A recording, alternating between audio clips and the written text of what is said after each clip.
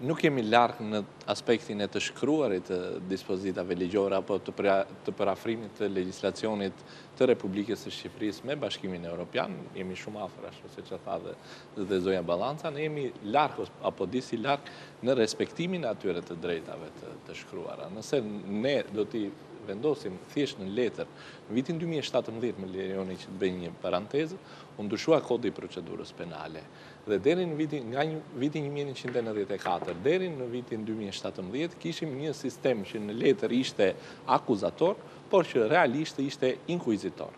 Në vitin 2017 u zbatua dhe u ndryshua komplet kodi i procedurës penale për sa i përket një mungesë të inkuizicionit dhe u vendos që është komplet akuzator. U prezentua për herë të parë letra e të drejtave të pandehurit dhe në momentin që një personi i ndryshon cilësia dhe merr cilësinë e personit ndaj të cilit zhvillohen hetime, i vendosen në dispozicion letra e të drejtave dhe një sër të drejtash të tjera procedurale që ai ka.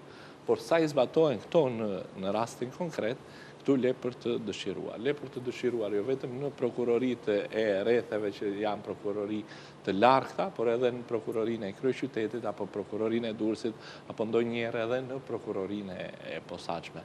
Mos harrojmë rastin e zotit Gjyno për shembull, që ka qenë një nga rastet më të gazetarit, që ka qenë një nga rastet më skandaloze, thritet si person që ka dieni, mbahet në zyrë dhe hiqet në mënyrë pa ligjshme liria dhe më pas shkohet bëhet kërkesë në gjykat dhe gjithë historia tjetër. Pra, kur një gazetari të njohur, apo edhe të panjohur qoftë, i shkelen të drejtat nga prokuroria e posaçme, imagjinoni se çfarë do të bëhen në prokuroritë apo në policitë gjyqësore të rretheve më të larta të kryeqytetit.